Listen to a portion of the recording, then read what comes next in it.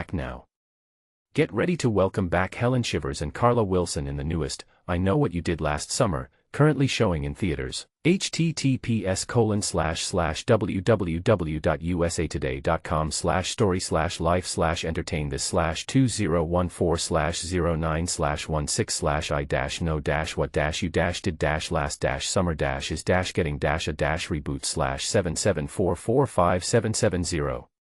This film is packed with surprises, including memorable appearances by two beloved characters, Sarah Michelle Gellar, https://www.usatoday.com/story/entertainment/celebrity/Sarah Michelle Gellar slams rumors Jennifer Love Hewitt / reprises her role as Helen from the original film, while Brandy, https://www.usatoday.com/story/entertainment/music/2025/brandy-monica-tour-boy-is-mine-dates-tickets/843489450007, returns as Carla from the 1998 sequel. Gellar's comeback takes place in a haunting dream sequence, where Madeline Klein's Danica Richards, while under police custody, has a vision of Helen, who met her demise at the hands of the fisherman in the 1997 movie. In the dream, Helen wields a hook and accuses Danica of being responsible for the death of her fiancé Wyatt, Joshua Orpin, the killer's initial victim. Director Jennifer Caton Robinson playfully admits, there was no way Sarah was going to escape this, while emphasizing that neither she nor Gellar had misled anyone when they previously stated that Helen was truly dead. None of us lied. Nobody lied. However, for Robinson, reintroducing Gellar made perfect sense due to the spiritual connection between Helen and Danica. Danica is essentially the Helen Shivers of this film. It was incredibly thrilling for both Sarah and me to unite these two characters in a surreal dream sequence reminiscent of David Lynch, where Sarah could fully embrace her inner Helen Shivers and deliver a captivating performance, Robinson explains. Klein confesses that she screamed internally upon discovering she would share a scene with Gellar, describing her as hilarious and kind. She recalls Gellar, known for her role in Buffy the Vampire Slayer, https://www.usatoday.com/story/life/entertain this/2017/03/080/Buffy-the-Vampire/Slayer-20TH-anniversary/9889580, being so engaged during filming. She was present with her children, making it a truly unique experience because it was evident that she genuinely cared. She was just as enthusiastic as we were to be there, Klein adds. This cameo is one of the major secrets Freddie Prinze Jr., https://www.usatoday.com/story/entertainment/celebrity/2023/003/117/Freddie-Prinze-JR-almost-quit-acting-movie-director/114491334002 has been guarding, the other being his character Ray's shocking transformation. He reveals that he and Gellar, whom he married in 2002 after meeting on the set of the original, I Know What You Did Last Summer, have known about her appearance in the film since before the script was finalized. The even more thrilling secret than Ray being the killer was the anticipation of giving the fans something special with Helen, he shares. What unfolds in the I Know What You Did Last Summer end credits scene? The second surprise cameo occurs in an end credits scene featuring Carla, Brandy, Julie James, Jennifer Love Hewitt, https://www.usatoday.com/story/entertainment/celebrity/2025/023/jennifer-love-hewitt-no-makeup-photos/79823518007, roommate from 1998's I Still Know What You Did Last Summer, watching a news report about the events of the film in disbelief. Julie then arrives, revealing that she has received a menacing note alongside a photo of Julie and Carla, with Carla's face crossed out. Julie admits she needs assistance, and Carla agrees to join forces, hinting at a potential sequel involving their partnership. Hewitt describes the reunion with Brandy after nearly 3 decades as so special. We kept staring at each other, saying, "Is that you? Oh, my God, what are we doing here?" She reminisces. For Julie, Carla is perhaps the most significant person in her life, as she is the only one who understands everything Julie has endured and remains loyal and fearless, Hewitt adds. She's the one character who matches Julie's determination. Robinson clarifies that she didn't want to resurrect Carla merely for a cameo. Instead, she believed it was fitting that the fisherman's reappearance would reunite the characters. Julie has managed to move on from her trauma and doesn't want to be reminded of it. She lives a solitary life, avoiding entanglements, and that's the world she has created for herself. Thus, something needed to bring Julie back to Carla, and I appreciated how the events of this film brought these two friends together again, the director explains. Will there be a sequel to I Know What You Did Last Summer? Despite the end credits scene setting the stage for a sequel, another, I Know What You Did Last Summer, film has not been officially greenlit. Whether a sequel materializes will hinge on the box office performance of the current film.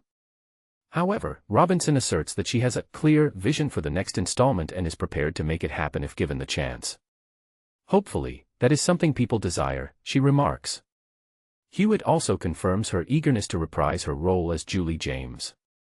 I'm absolutely game for it, she declares. It would be such a blast if everything falls into place as it should. I Know What You Did Last Summer, 2025, first reviews and reactions. Imagine a summer where the lines between nostalgia and horror are blurred, and the past comes back to haunt you in the most terrifying way possible. That's exactly what the latest installment of the classic horror franchise, I Know What You Did Last Summer, promises to deliver. But here's where it gets interesting. The first reviews are in, and critics are divided on whether this legacy sequel is a worthy addition to the franchise or just a predictable, gory mess.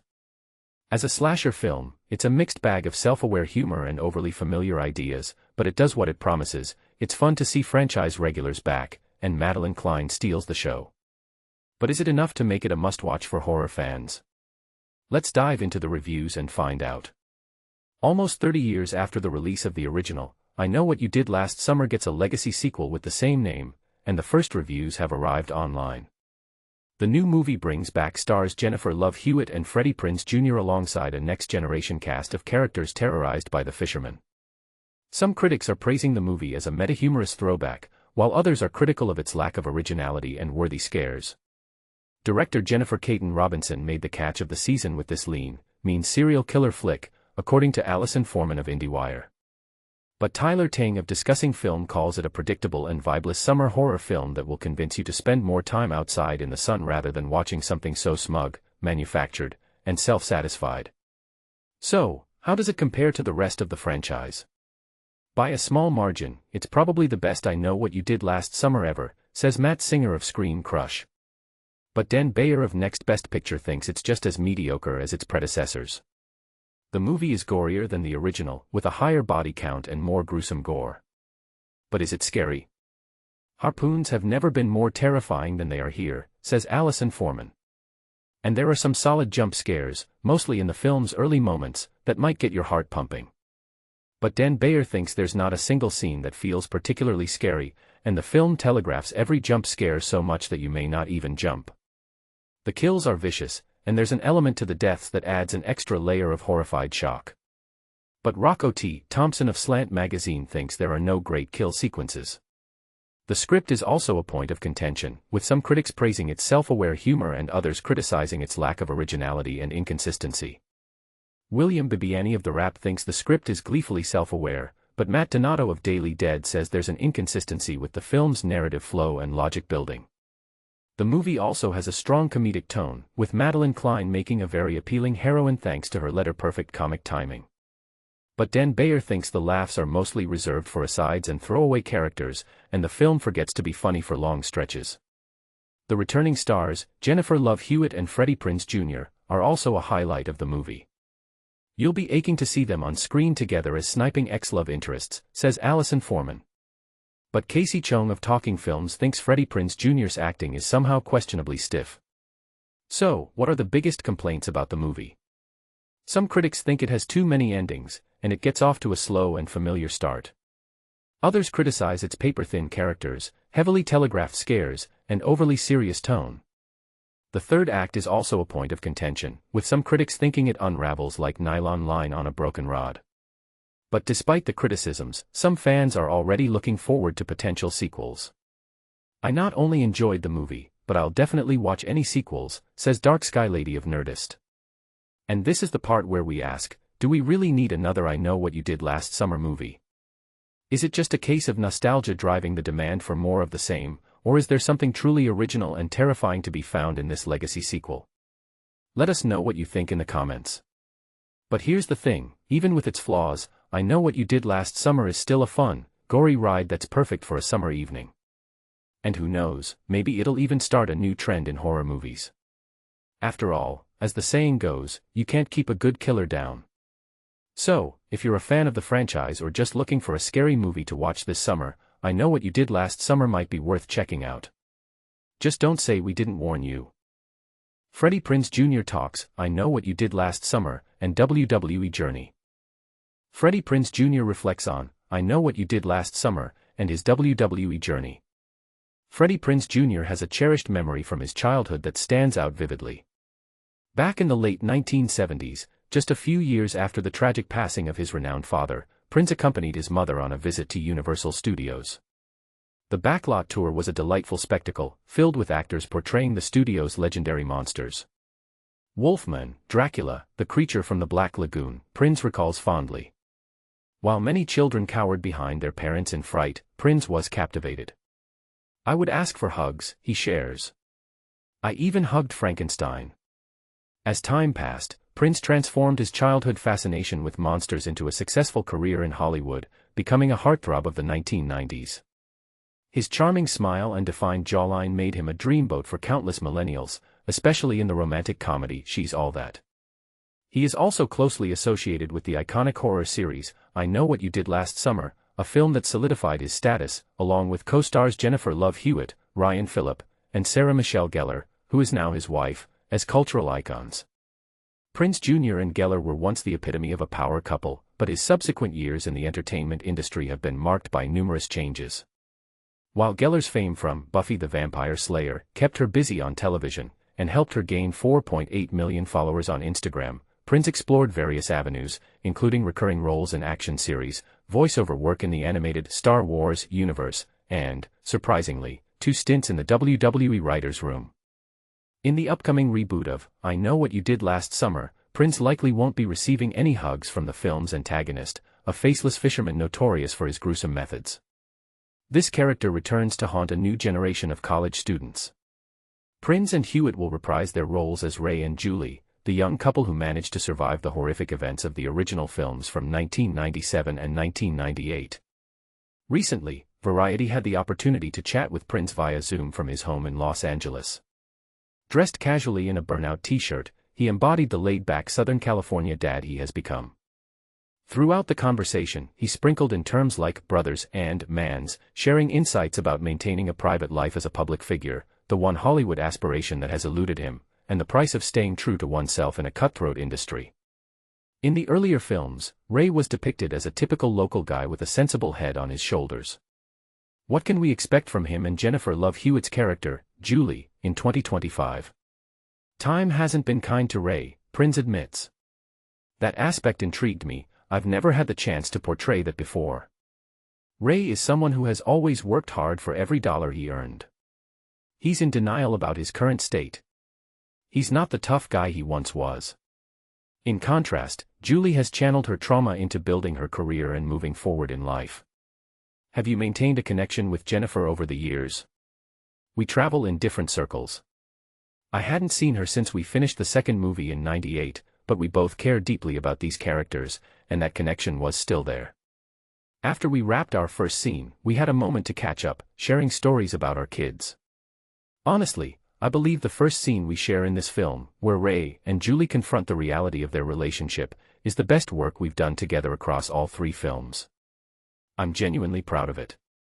Our director, Jen Robinson, has really brought depth to these characters. Your career has been quite varied. You experienced intense fame as a young man, got married, had children, and transitioned into a more private life while engaging in action films, TV dramas, animation voiceovers, and even working in a writer's room. What's next for you? I would love to direct a horror film. They have always been my favorite genre since childhood. I used to enjoy scaring my mom or friends. When it was time for bed, I would sneak down the hall into every dark room and growl. When my mom asked what I was doing, I told her, I'm trying to scare them before they scare me. You've been candid about the challenges you face due to some negative behaviors in the industry. You spoke out about your wife's mistreatment on Buffy the Vampire Slayer long before showrunner Joss Whedon faced allegations of harassment and toxicity. You also mentioned leaving WWE because it conflicted with your values as a father. Has that come at a cost? I'm not sure how to answer that precisely. This might sound silly, but when I was 14, I saw an interview with Elvis. He was asked a political question and replied, "Look, man, I'm just an entertainer. I strive to lead as private a life as possible while being a public figure. I treat everyone with dignity and give them the chance to earn respect, including celebrities. I've noticed that people often seek affirmation more than information, and that's perfectly fine. I don't dispense advice. Do you ever think about how some of your peers are still frequenting LA clubs and posting attention-seeking photos while you're focused on being a dad? There are young people who possess old souls, and older individuals who have youthful spirits.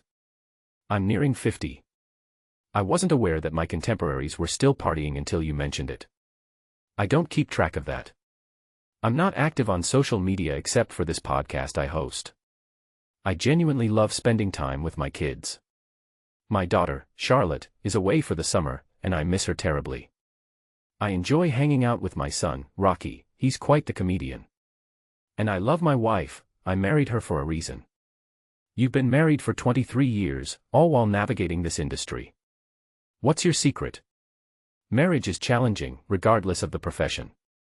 What works for us may not work for others. We put in the effort. I'm not perfect, and neither is she. We annoy each other at times, but we respect one another. We were friends first, and perhaps that's the key. It wasn't just about physical attraction, it was deeper than that. I know people who have taken a different route, and their relationships are just as strong as ours. I imagine the upcoming Buffy reboot with Chloe Zhao is a significant topic in your household right now. Is Sarah being treated well? It's in capable hands. If a studio starts micromanaging, who knows what could happen. So far, everything seems positive. I read the pilot, and I thought it was fantastic. I'm not the target audience, but I can easily recognize the global impact it has had. We've even been to Bali and spotted a taxi driver wearing a Buffy the Vampire Slayer t-shirt. Is there a possibility you might appear in the new version? She hasn't reached out to me, and I haven't offered. If they needed me, I would certainly consider it.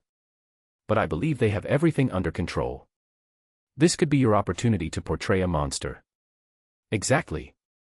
Finally, I could play someone behind the mask. There have been attempts to create a biopic about your father. Is that still in progress? I was approached by someone I respect who stumbled upon a clip of my dad while scrolling online. They had an interesting concept focused on his stand-up comedy, which seemed effortless. We connected them with some of my dad's old friends, legends like Pam Grier and Paul Williams, who truly knew him.